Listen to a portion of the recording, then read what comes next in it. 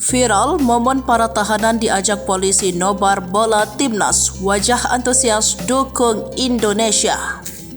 Laga semifinal Piala Asia U23 2024 beberapa waktu lalu disambut antusias oleh seluruh masyarakat Indonesia, tak terkecuali para tahanan di Bantul DIY. Ternyata mereka juga merasakan euforia hingga melakukan nobar bareng polisi.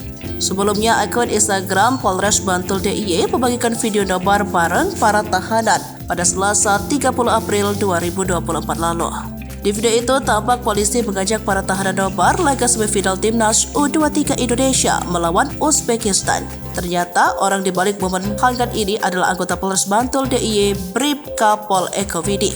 Dialah yang mengajak para tahanan untuk nobar timnas Indonesia. Para tahanan terlihat menonton pertandingan di balik jeruji besi. Meski hanya bisa menonton di balik jeruji besi, namun wajah mereka menunjukkan antusias yang tinggi. Eko bersama rekan polisi terlihat menyiapkan TV monitor.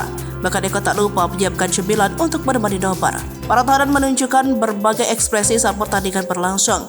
Ia pun beserta rekan kepolisian yang berjaga sebuah peralatan untuk nobar pun diletakkan tepat di depan ruangan para tahanan.